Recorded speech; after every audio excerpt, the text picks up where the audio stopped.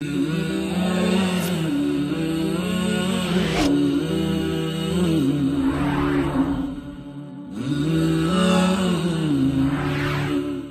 کریم سرور عالم صلی اللہ علیہ وسلم نے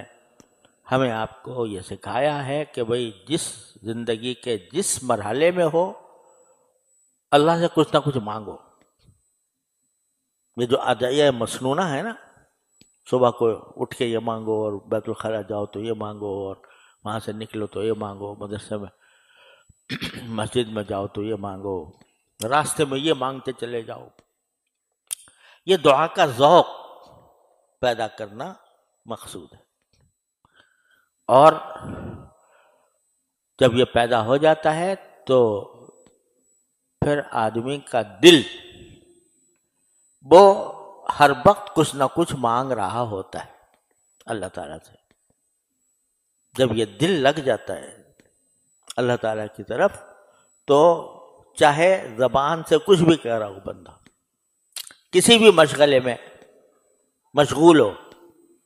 لیکن دل اس کا متوجہ ہوگا اللہ تبارک و تعالیٰ سے مانگنے کی طرف۔ اور یہ اللہ جل جلالہ تک پہنچنے کا بہترین،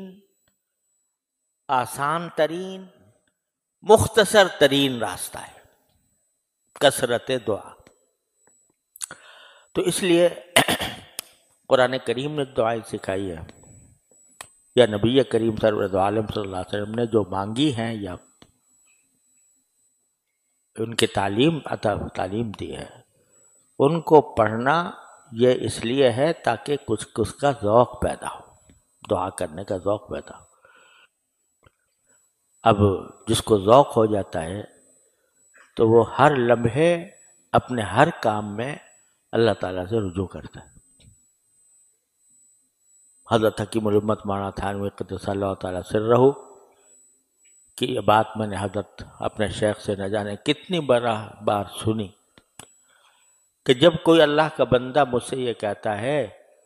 کہ مجھے آپ سے ایک بات پوچھنی ہے، فرمایا کبھی تخلف نہیں ہوتا کہ ایک لمحے کے لیے دل ہی دل میں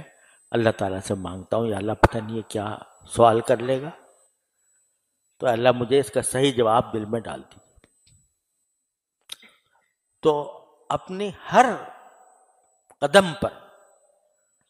انسان جو ہے وہ حاجت کا بلندہ ہے، حاجتوں کا، ہر دم اس کو کوئی نہ کوئی حاجت درپیش ہے۔ تو جب بندہ اس بات کا عادی اور خوگر بن جائے کہ جو حاجت بھی ہوگی میں اللہ تعالیٰ کی طرف رجوع کر کے اس سے مانگوں گا، یا اللہ یہ میری حاجت پوری کر دے۔ کوئی کشمکش ہوگی، یہ کروں یا یہ کروں، تو اللہ جل جلالہ کی طرف متوجہ ہو کر کہے گا یا اللہ اس میں جو بات صحیح ہو وہ دل میں ڈال دیجیے۔ اللہ حضور اقدس صلی اللہ علیہ وسلم، ایک تو استخارہ ہوتا ہے نا، وہ استخارے مسنونہ ہے، 2 رکعت پڑھو، 2 رکعت پڑھ کے پھر استخارے کی جو دعا ہے وہ پڑھو، اس میں کم سے کم 5-10 منٹ لگ جاتے ہیں اگر آدمی باقاعدہ استخارہ کرے۔ قربان جائیے نبی کریم سرور عالم صلی اللہ علیہ وسلم کے، انہوں نے ہمیں، آپ نے ایسا طریقہ بتا دیا کہ جب کبھی کشمکش ہو کسی معاملے میں، چلو یہی کہہ دو اللہم خر لی واختر لی، اللہم خر لی واختر لی، بس۔ لمبے چوڑے استخارے کی بھی اگر موقع نہیں ہے، وقت نہیں ہے، تو اتنا کہہ دو اللہم خر لی واختر لی، یا اللہ آپ میرے لیے پسند کر دیجئے ان 2 راستوں میں سے جو میرے سامنے ہیں، جو راستہ میرے حق میں بہتر ہو وہ آپ خود پسند کر دیجئے، اور اسی کو مقدر بھی کر دیجئے کہ میں کروں تو وہی کروں، کر کے دیکھو یہ کام۔ روزانہ انسان کو کوئی نہ کوئی کشمکش پیش آتی ہے، کوئی نہ کوئی کشمکش پیدا آتی ہے۔ ابھی میں تقاضا ہو رہا ہے کہ کھانا کھاؤں پہلے یا سبق پڑھوں، سمجھے، یا مطالعہ کروں، کہہ دو اللہم اغفر لی واختر لی،